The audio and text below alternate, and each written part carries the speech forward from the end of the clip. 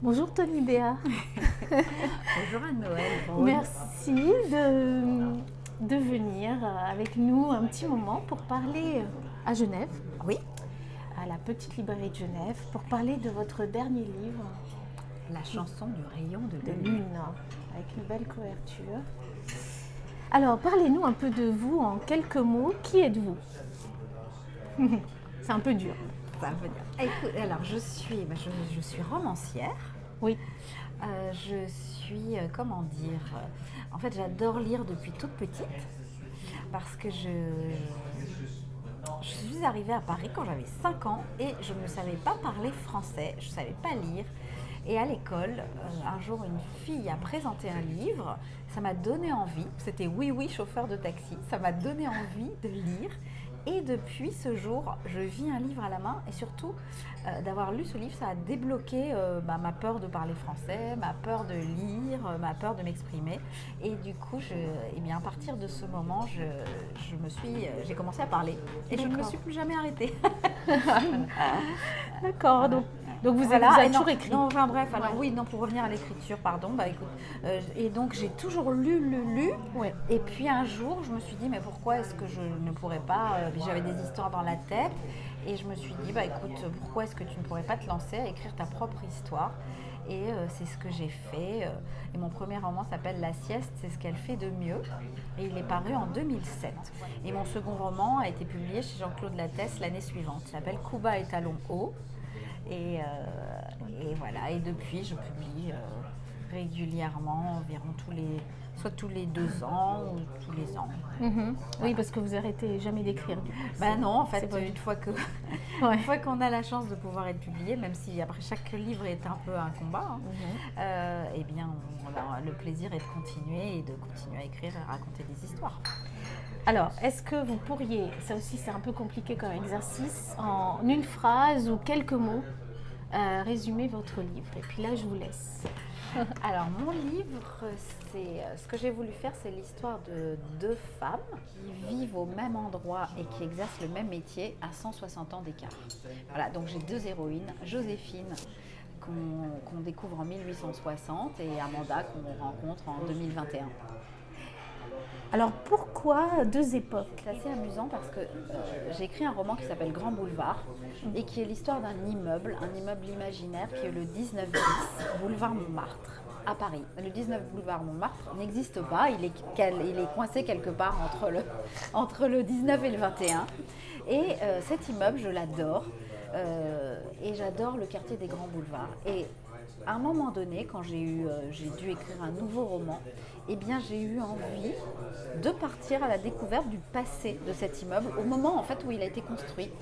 Et il a été construit sous le Second Empire, à l'époque où le baron Haussmann rasait tout Paris pour construire ces fameux immeubles haussmanniens. Et les grands boulevards étaient à l'époque le lieu où tout se passait à Paris. Il y avait tous les théâtres, tous les restaurants, il y avait tous les journalistes, les journaux étaient là, et c'était vraiment, on disait, l'esprit boulevardier, enfin les grands boulevards étaient le symbole de Paris.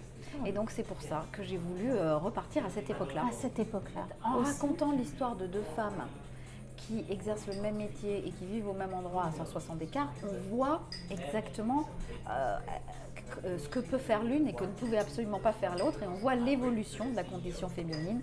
Et heureusement, évidemment, nous avons gagné beaucoup de combats et nous sommes arrivés quand même à une certaine aujourd'hui autonomie. C'est que vous parlez beaucoup des grisettes. Expliquez-nous un petit peu justement. Alors, en fait, Je connaissais pas ce bah terme. non, mais les grisettes, c'était j'ai voulu prendre une grisette parce que c'était vraiment le personnage qui avait le moins de pouvoir dans la société. Ouais. Mais en même temps...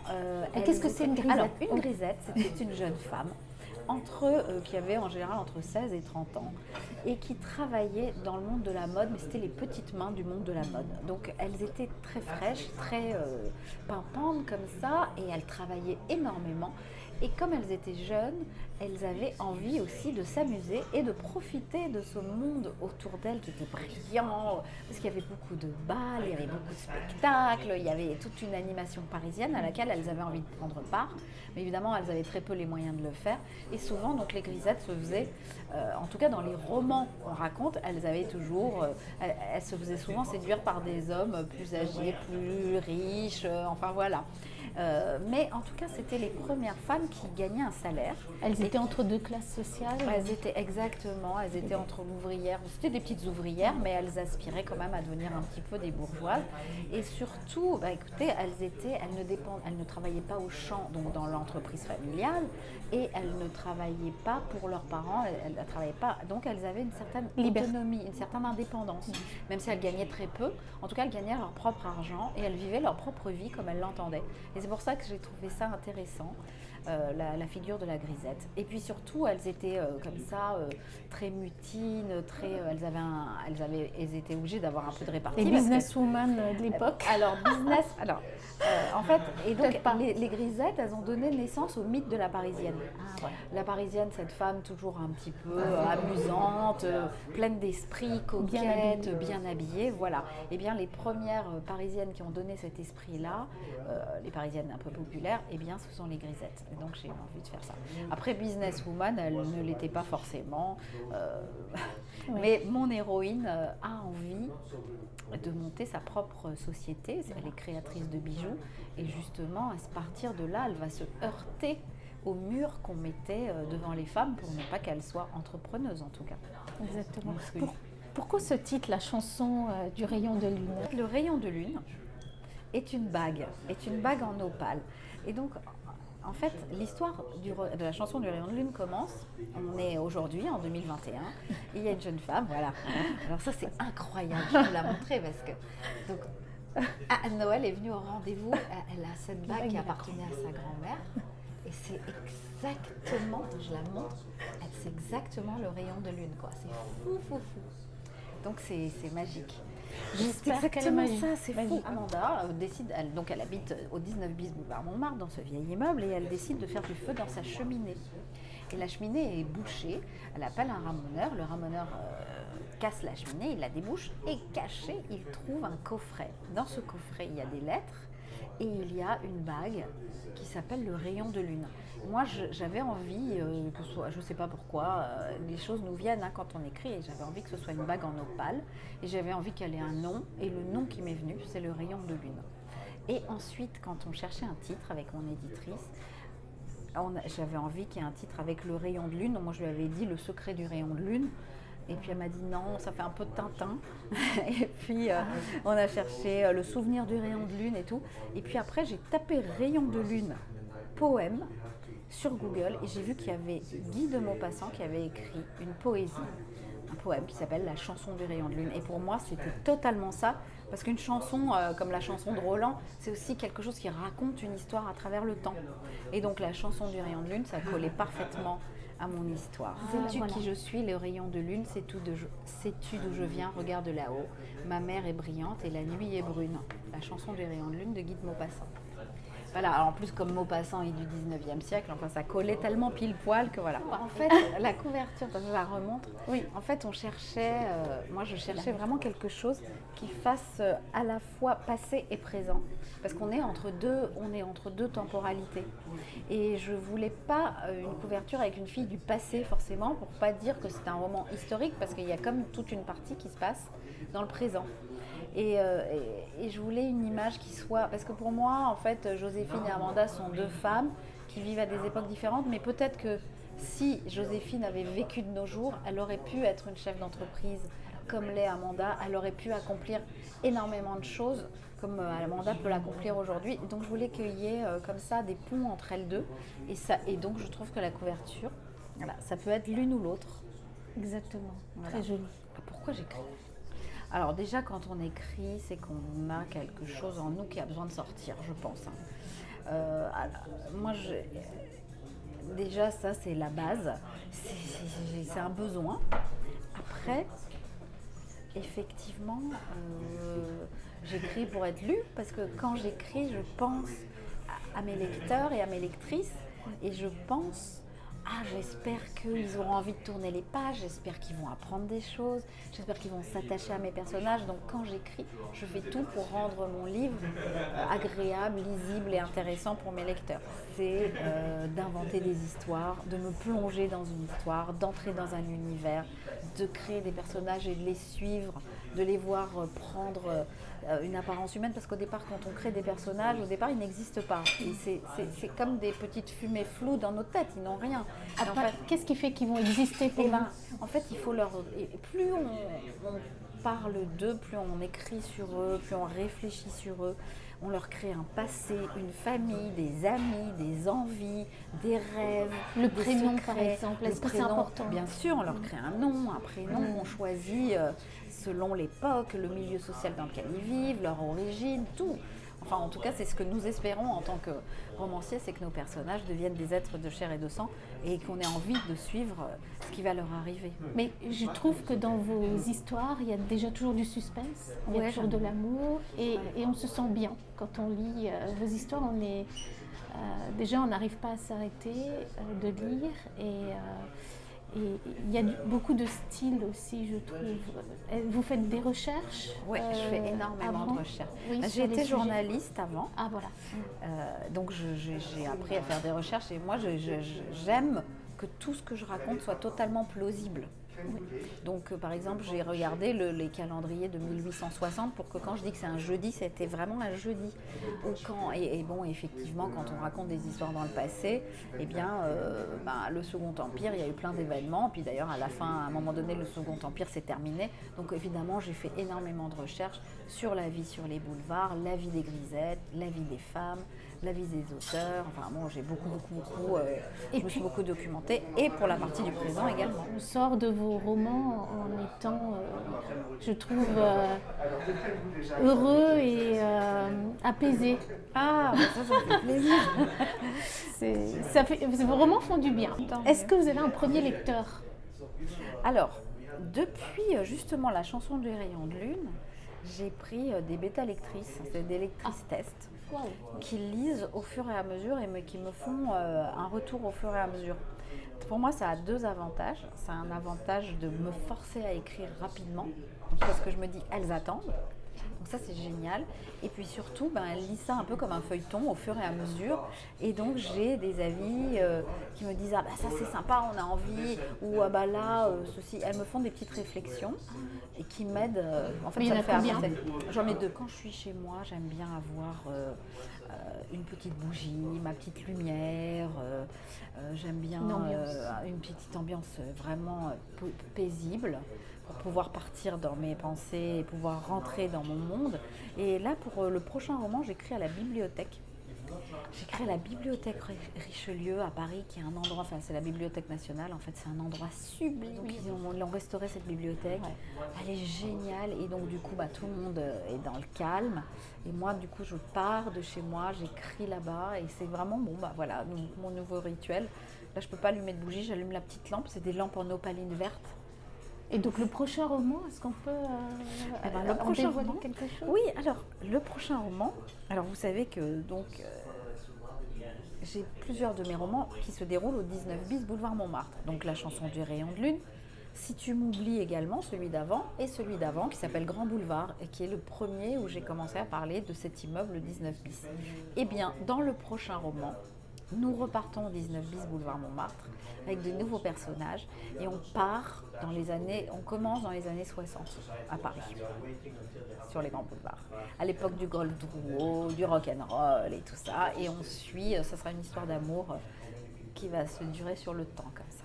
Il y aura plusieurs tomes ou c'est... Non, c'est un tome. D'accord.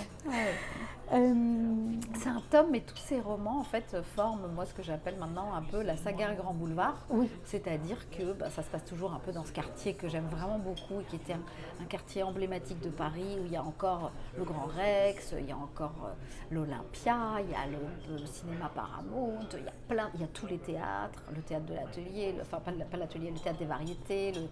Voilà, c'est notre petit Broadway à nous, les grands boulevards. Il y a plein de restos, plein de bars, plein de lieux. Et donc, du coup, voilà, ça se repasse là. Alors n'empêche que quand même dans votre livre, il y a des allusions à des auteurs suisses comme Joël Dicker. Oui.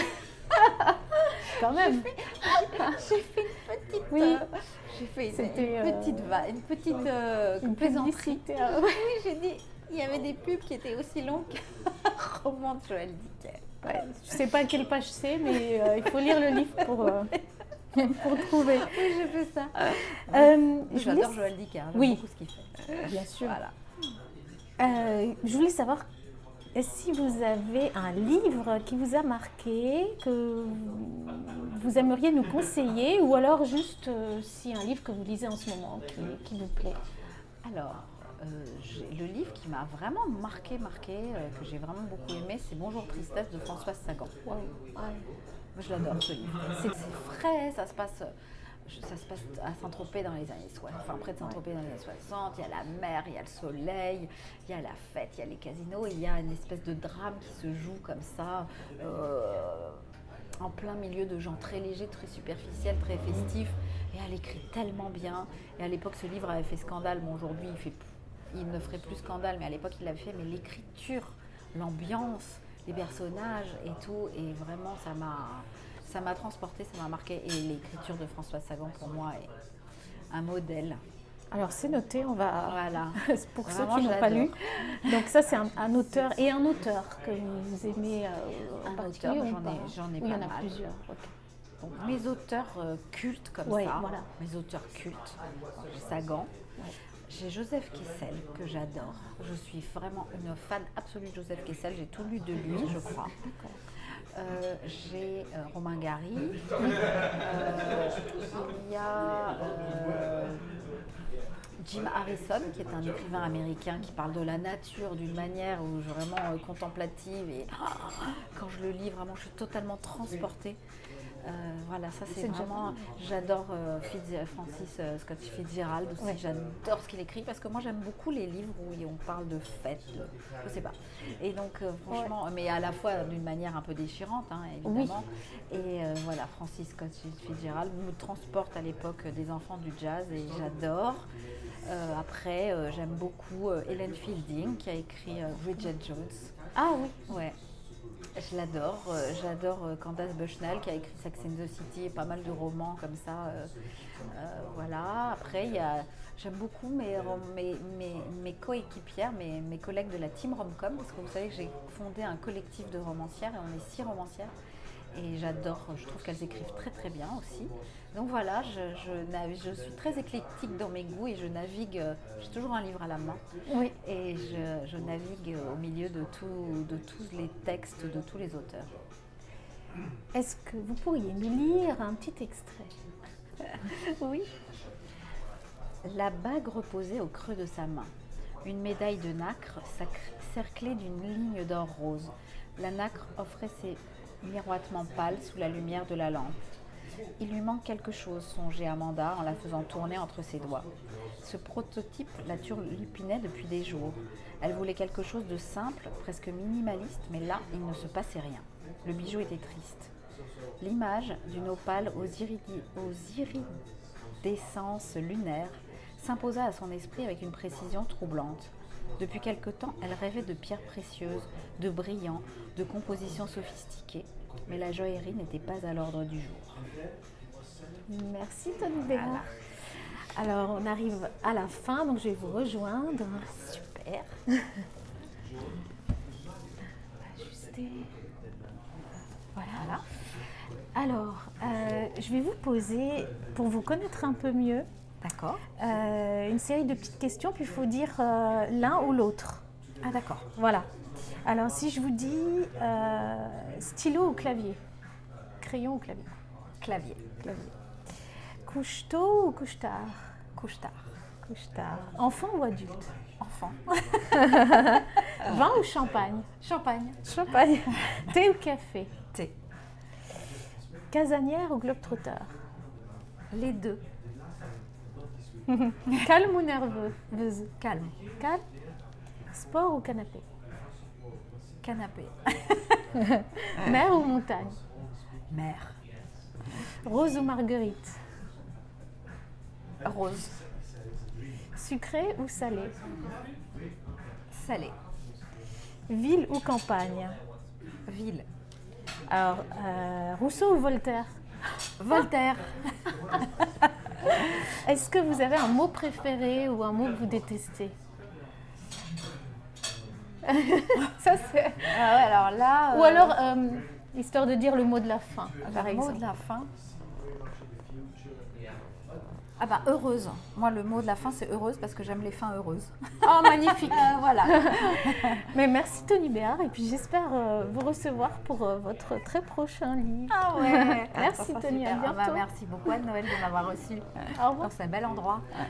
Au revoir.